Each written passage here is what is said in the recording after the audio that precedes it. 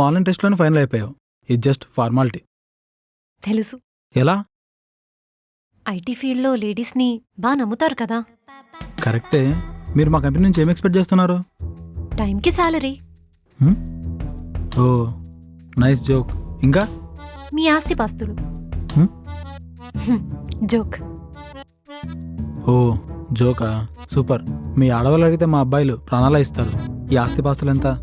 అలా ఇవ్వడం బట్టే మా జనరేషన్ వాళ్ళు వాళ్ళ ఫాదర్స్ని, గ్రాండ్ ఫాదర్స్ని బాగా తిట్టుకుంటున్నారు.